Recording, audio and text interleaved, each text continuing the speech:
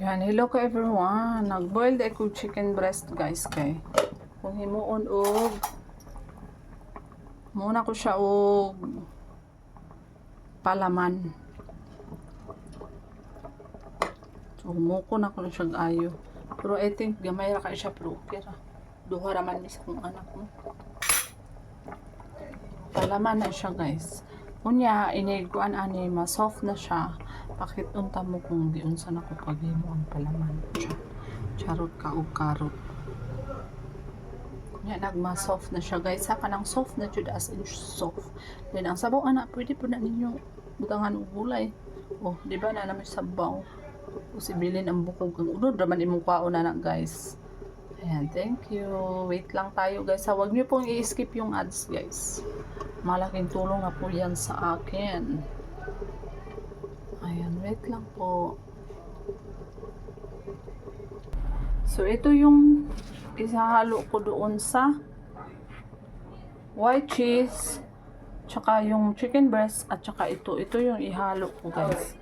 Yung coriander leaves. Ihalo ko doon para sa palaman ng sliced bread. Sandwich. Thank you. So, gasan natin siya guys. Gasan. Bago i-slice.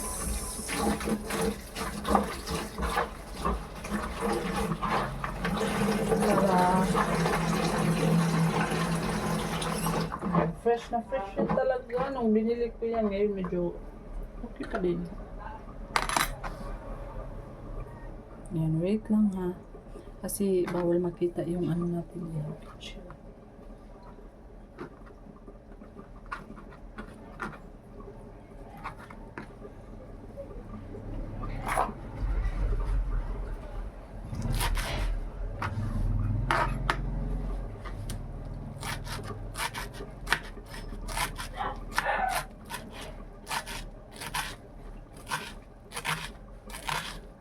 Yan lang siya guys.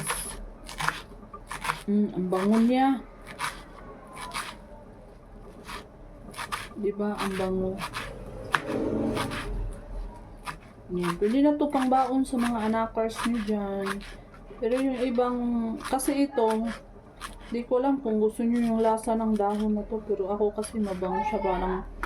Para siyang mint. Ano ba? Herbabuhay na. Yung mint. Ayun. Gusto ko pa itong kunin yung tangkay o konti lang. Para ano siya. Merong makuha konti na amoy. Yung aroma niya. Ayun siya guys. Yan yung ihalo ko sa chicken breast. Yung laman chicken breast tsaka cheese. Yung white cheese.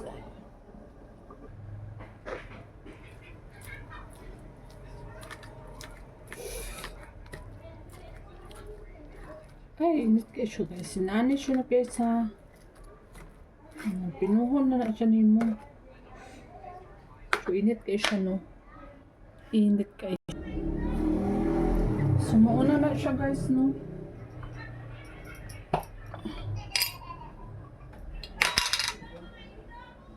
Ayan na siya. So, i-mix na natin siya ng white cheese. Para pang palaman natin kung gusto natin kumain ng tinapay. O diba, gumawa ka ng sarili mong palaman.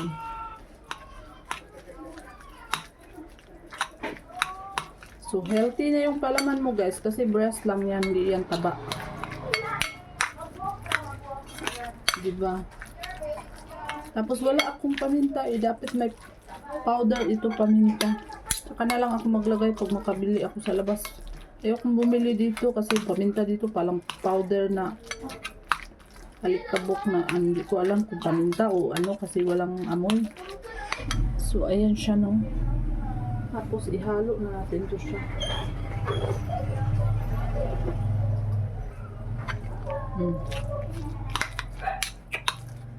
The best palaman in the world.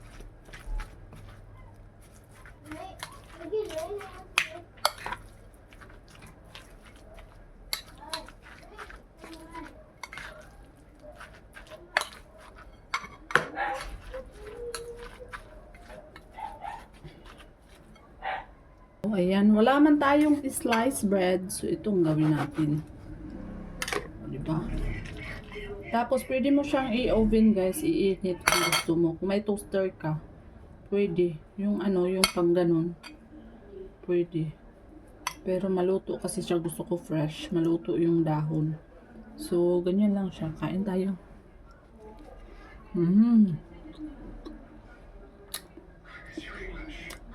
Kain, kain.